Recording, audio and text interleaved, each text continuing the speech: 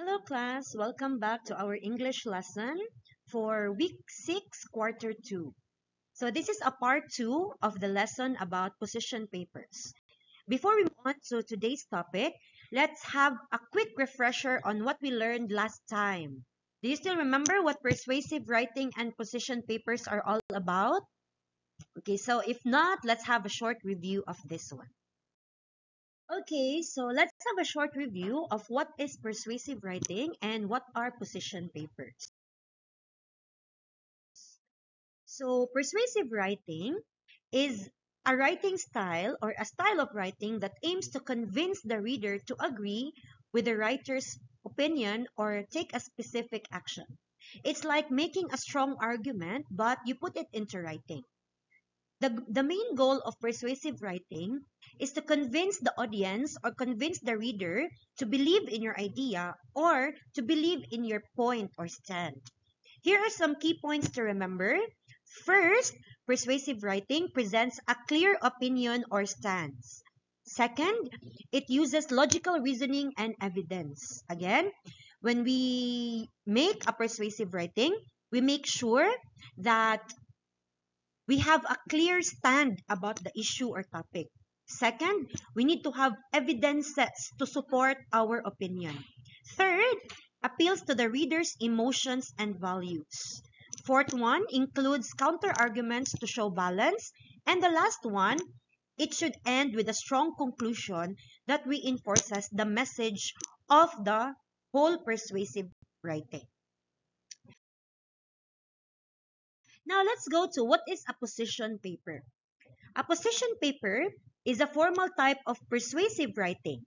It's often used in debates, academic discussions, or policy making. In a position paper, you take a stand on an issue and defend it using facts and reasoning. So, when we say position paper, it is now a kind of writing where you write about what you really stand for, and you present facts and information or evidences to support this claim or to support your position about a specific topic. If you remember, when we say position, it's either you agree to the topic or you disagree to the topic. It's either you are in the positive side or you are on the negative side. So you choose a specific side, choose a specific position, and after that, you are going to present some evidences to back up your idea or your opinion. So the structure of a position paper includes the introduction, which presents the issue and your position or your stand about the issue. Next is the background, which gives the context or a short history or a short situationer of what the topic is all about. The next one are arguments, where you show your support or in where you write your supporting details that will include the evidences that support your position. Next are the counter arguments, which addresses the opposing views, and the last is the conclusion, which summarizes and restates your position or your stand about the issue. Again, there are 5 parts of a position paper. We have introduction, the background, the arguments, the counter arguments, and the conclusion. So for this week, again, let's go back to our learning competencies. We have compose an informational text based on the chosen text type. Our chosen text type is persuasive writing. And we need to revise the text for coherence. So by the end of this week, we will be learning all those things. After our lessons this week, you should be able to first identify a topic or issue and formulate a clear claim. Second, determine a thesis statement as the central idea of your persuasive text. Third, gather and document at least 3 credible references in the APA format. Fourth, compose a draft of your position paper with an introduction, arguments, counter-arguments, and conclusion. Fifth, revise your draft for coherence and clarity. So, in the last video lesson, we already identified a topic or issue and we formulated a clear claim. So, also in the last video lesson, we determined the thesis statement as a central idea of the persuasive text.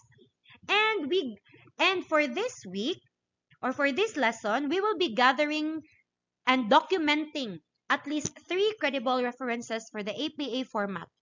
And we will be composing a draft of a position paper and revising this draft for coherence and clarity.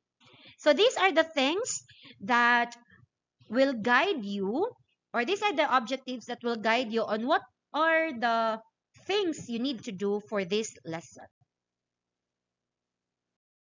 So, since we already know what are our objectives for this lesson, we are going to apply them in today's activity.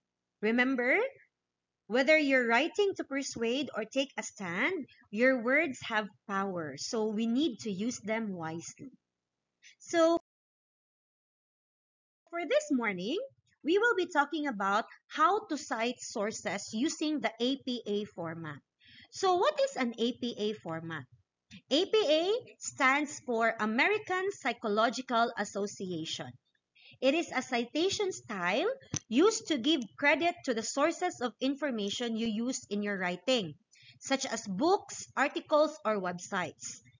In other words, when you're going to use evidences or ideas of other people in books, in articles, in websites, in Facebook posts, we need to cite them correctly so that we will not commit the plagiarism.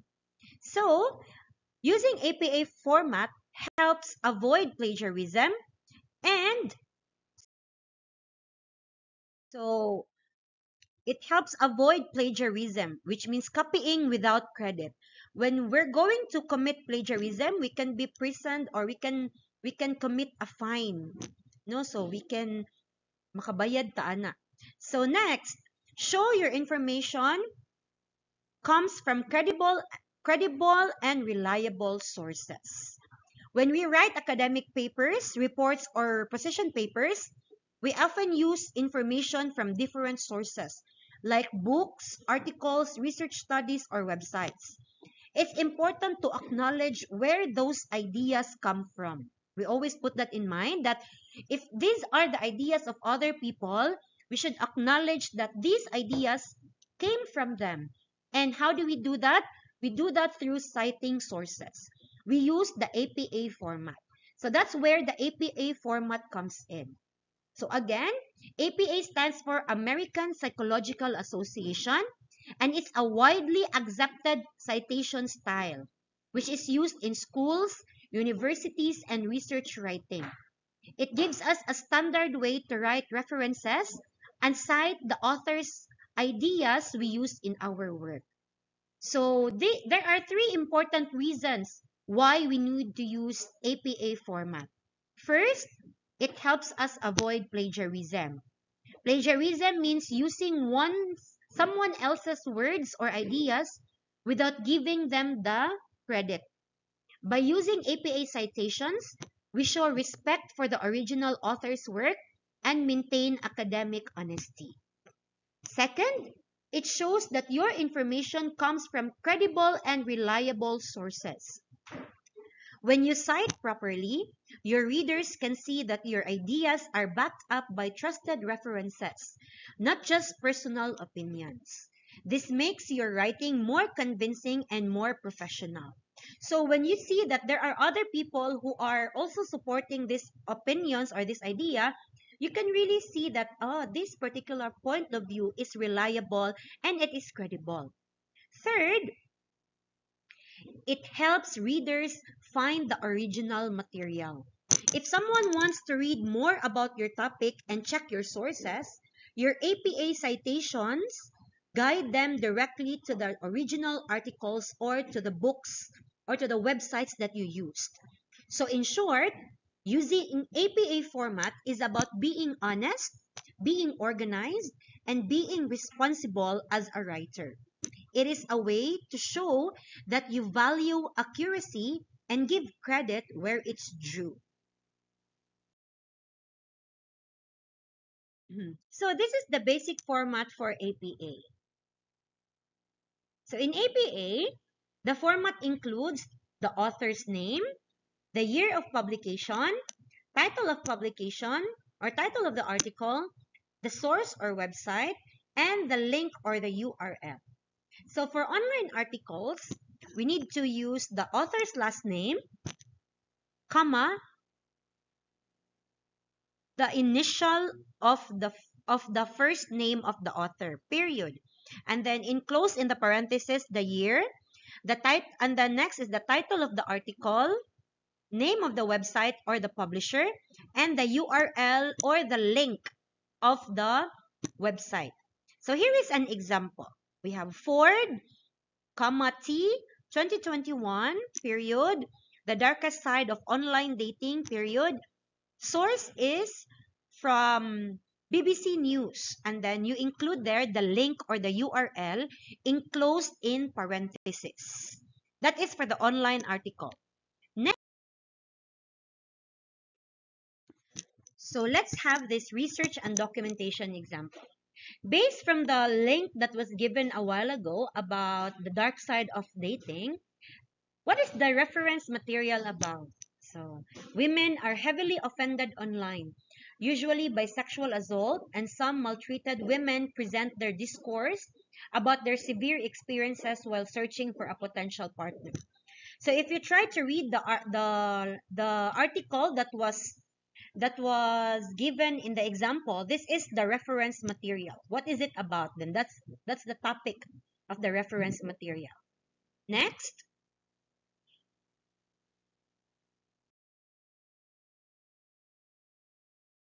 So next, what does the reference material claim? So it is also included. This is also there in the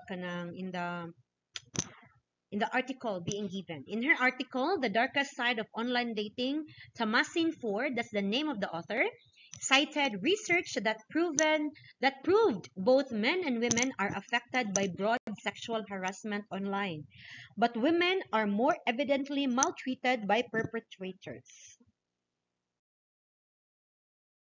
Next, we have how will the reference material inform your position paper?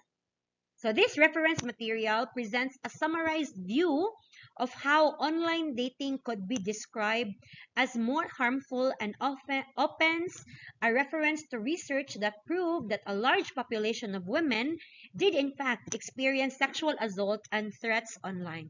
So in this particular question, you are going to explain how this reference material how will you use this reference material in your position paper?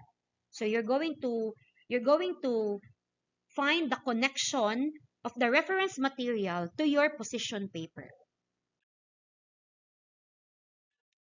So that is for the online, no, the online article. Let's go to the basic APA format for books. We have the author's last name, initials, so last name, comma, initials, year of publication, the title of the book in italics, and the publisher. So it's like this. So again, the title of the book should be in italics, kanisha. It should be in italics. Okay.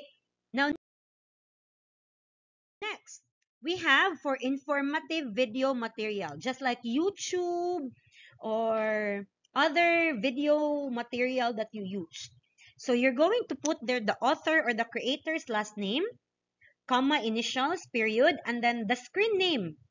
If if they have screen name which is different from their real name, you can put it there, and then the year, month, and the day published, title of the video, and then the website. The video indicates the type source, so put their video, and then the website name, and then the URL. So example here, you have the creator's last name. In this example, there is no real name of the creator or the author. So you just put there the screen name. You have Crash Course, period, and then the date the video was posted. You start with the year, comma, month, and then day, and then enclose it in open and close parenthesis, period. Then you're going to put there the title of the video, how to write a good essay, and then indicate there video, period. And then the source, YouTube, indicate the type source, which is YouTube, period. And then you are going to put there the URL or the link to the video. As you notice, when you use informative video material, you do not enclose in parentheses the link or the URL. Unlike for online materials, online reading materials, you use open and close parenthesis in the number one ba? In the number one, katong online articles. Sa online articles, you need to enclose the link in open and close parenthesis.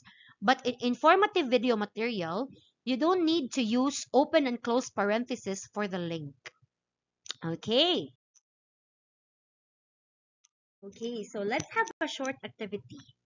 For this activity, you're going to you're going to answer using Google Forms. So I will be sending the link in your GCs, and you simply need to click the link and then answer there. You don't need to write on the paper. You just simply answer on the link that I will be sending. So thank you so much everyone and have a great day.